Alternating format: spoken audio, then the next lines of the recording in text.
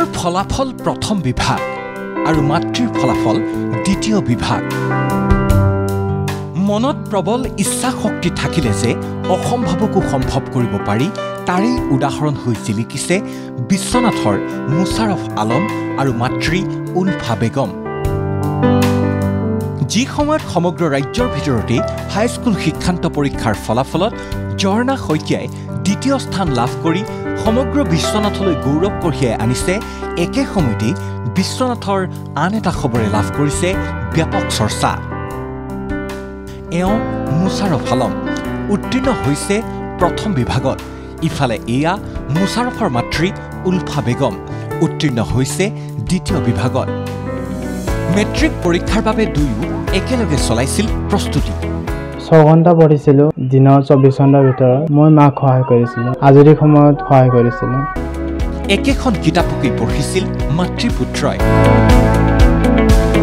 মুছাৰফে দৈনিক 6 ঘণ্টাকৈ অধ্যয়ন কৰিছিল যদিও ঘৰুৱা কাম-কাজৰ মাজতো যিকণ সময় পাইছিল সেই সময়খিনিতেই পুত্ৰৰ সৈতে অধ্যয়ন কৰিছিল উলফা বেগমে ভালে লাগিছে ল'ৰাটো ফাৰ্ষ্ট গৈছে মই ছেকেণ্ড গৈছো মোৰ বয়স তেতিয়া 34 মই 9ৰ পৰাই বিয়া পাতি আহিছিলোঁ পিছত আকৌ 9তে এডমিশ্যন লৈ পেলাই ৰেজিষ্ট্ৰেশ্যন চব এইবিলাক 9তে হৈছে ঘৰুৱা কামত মানুহজনে সহায় কৰিছে আৰু ঘৰৰ মানুহ বেলেগ মানুহ আছে মানে পঢ়া শুনাটো ল'ৰা পৰা সহায় কেতিয়াবা লৈছোঁ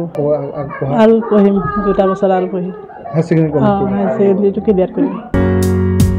তাৰেই পৰিণতি হিচাপে সুৱাগুৰি তথা বিশ্বনাথলৈ দুয়োগৰাকীয়ে কঢ়িয়াই আনিলে সুনাম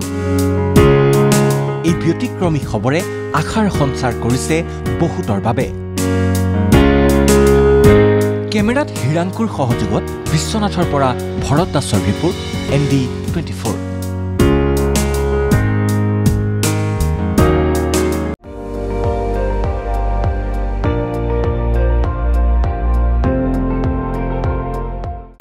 আপুনি চাই আছে ND24 সৰ্বশ্ৰেষ্ঠ নহয় সৰ্বোত্তমৰ দৌৰত